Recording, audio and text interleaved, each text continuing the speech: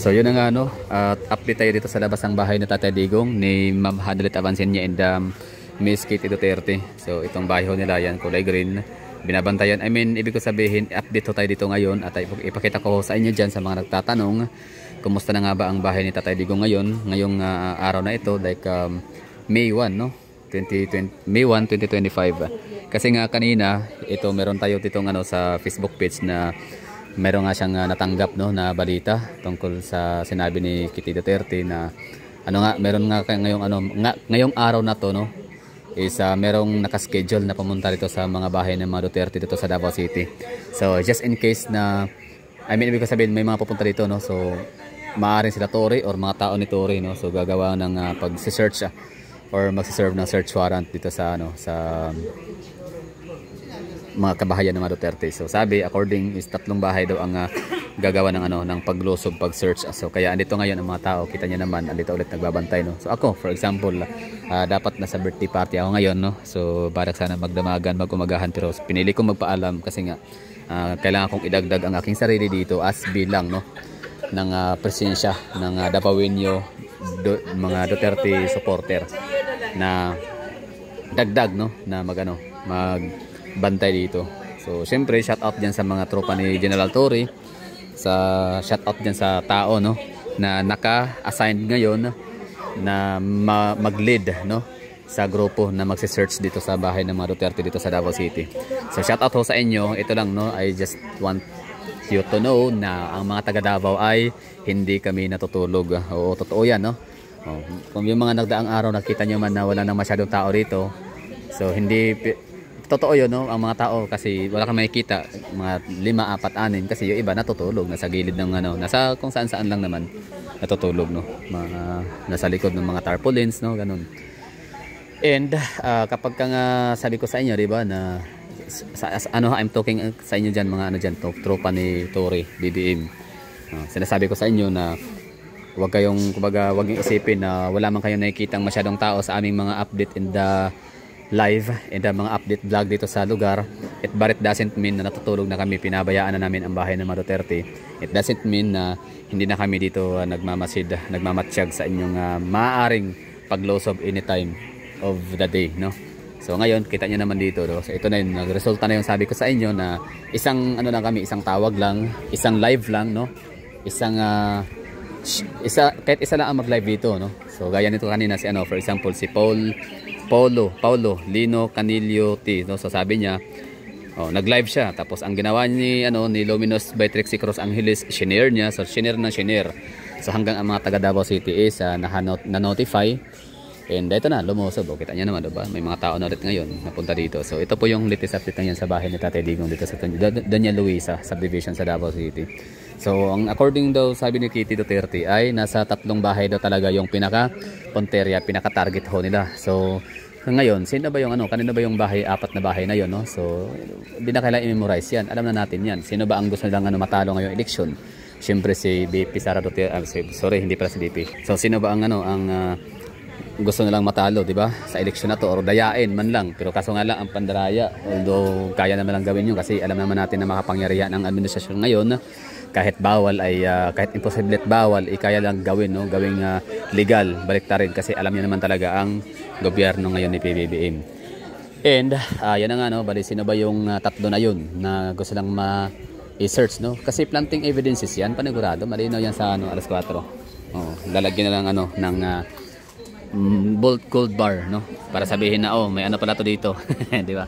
So maaaring lagyan ng nuclear power nuclear bomb no, nuclear power of mass destruction, di ba? So maaaring yun yung i-planting nila dito sa bahay ng mga Duterte. So yung 3 na yun, panigurado it's bahay ni Tatay Digong, ito yun yan.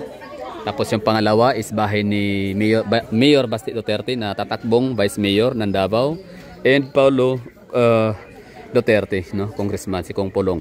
So yung 3 bahay na yon, tatargetin na yon na paplantingan ng mga ebidensya, mga fake evidences kasi bound for disqualification. Kasi si Tatay Digong hindi naman siya ma-disqualify. So yun no, sino ba yung 3 na yon? So ulitin ko nga, si Tatay Digong na hindi nila ma-disqualify kahit pa nasa dahig na siya. Oo, kasi wala man talaga siyang kaso. Tapos pangalawa, si Mayor Basti Duterte na tatakbo as Vice President, Vice Mayor rather.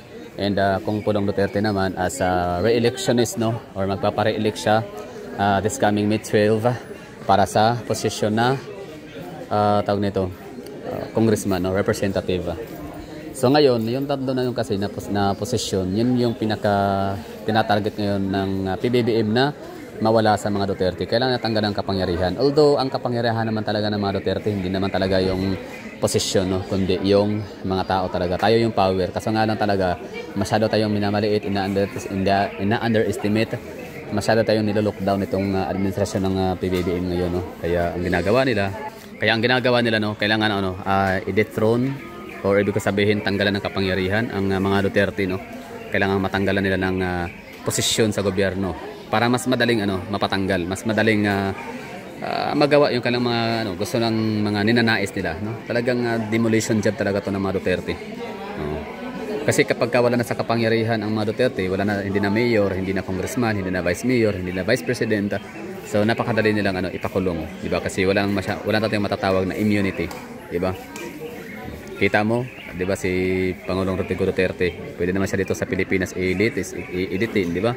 Pero doon talaga dinitin sa dahig kasi alam nila dito sa Pilipinas hindi magsasucceed or hindi sila magiging successful, no. Kaya doon sa dahig na lang pinatapon doon. Pero hindi doon natatapos, mas lalong nag-aalab ang puso ng mga Pilipino na magalit, no, sa administrasyon. Ganyan sila ka bobo yata, no, kung tawagin, kasi di nila naisip yun. Akala nila matatapos yung problema nila kapag kasi Tatay Digong is mapapunta mapakidnap na nila papunta doon sa may dahig. Pero ito, mas lalong nag-aalap ang damdamin ng mga Pilipino, mas lalong nagalit sa kanila. So ito yung latest update ngayon dito sa labas ng bahay ng Tatay Digong, no? So yung na-receive na natin na news, ito pa panoorin natin, ha. Ito yung sabi ni Sir Paulino, makita ho ninyo na ating hikaron. She already announced, Kitty told us. Alright lang.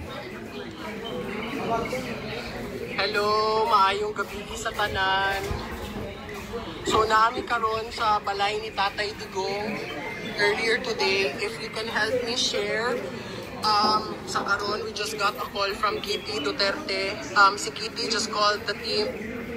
Interrupt ko lang, ha. Bali itong tao na to, si Sir Paulino, nagsasalita siya kanina, nag-live siya, posted 4 hours ago. So ibig sabihin, time check ko tayo, it's 3:47 ng madaling araw. So ibig sabihin 2:12, mga around 11 PM kanina nagla-live siya, no. Na yun na nga, meron na siyang narinig na merong nakuhang balita from Kitty Duterte. So panoorin na natin. So yun, ha. So mga around 11.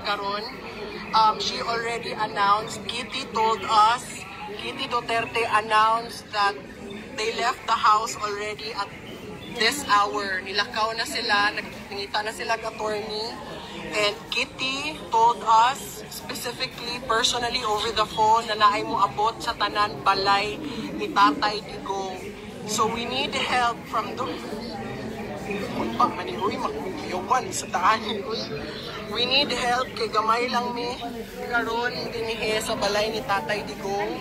We need the Dapoeños to come with us kay naay mo abot karon tonight, because today naka-schedule di ay ang pag-ato o pag-check o pagsunod dire sa balay nila Tatay Digong.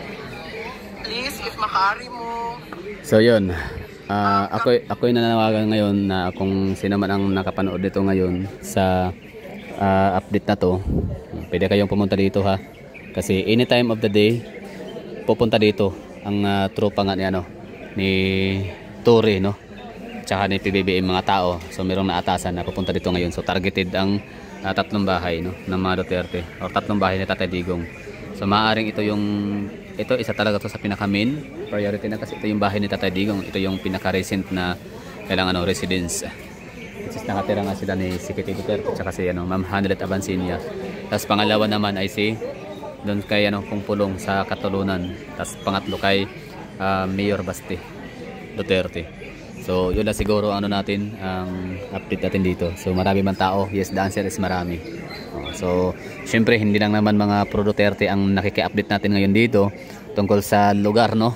Kung marami bang tao. So, marami ding mga anti-Duterte. Marami ding mga tropa syempre ni Bangag, no? Kung na nanonood, no? Naghahanap ng mga update dito. Latest update. Kung may tao pa ba talaga nagbabantay dito, kung pwede bang lusubin, or kung sa tingin nila, ini-estimate nila yung mga tao dito, kung sapat ba ang dami, no? Kung hindi ba sila mahihirapan na i-penetrate ang lugar. So my answer is no. Hindi kayo basta-basta makapasok dito. And pwede kayo makapasok pero hindi nyo agad-agad magagawa, no? Yung mang gusto nyo ng mga pambababoy. Or kung bababuyin nyo man ang bahay ng mga Duterte, gaya nung ginawa nyo sa QJC, so hindi kayo magtatagumpay, no? Kasi mga tao nakaabang, lahat to may cellphone, lahat to vlogger.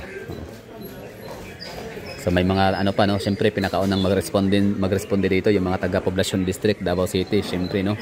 Ang mga taga Davao City malapit lang sa lugar, sa bahay ni Tatay Digong. Tapos pangalawa, pupunta yung mga taga Panabo, Tagum, Santa Cruz, Davao del Sur, Indigos. So pupunta yun dito para dadagdag sa crowd.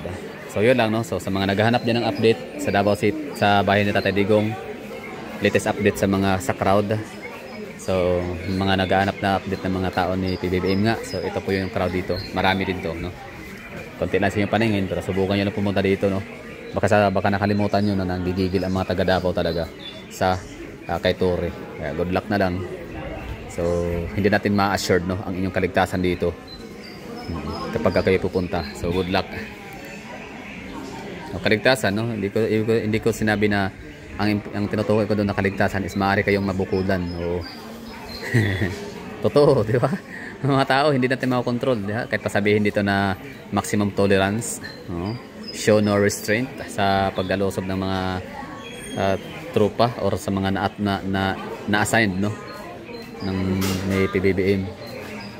Hindi natin yan maipapangako sa inyo na makakalabas kayo dito ng flawlessly. Walang way tatcha. So good luck na lang talaga sa inyo, no. Subukan nyo lang at makikita nyo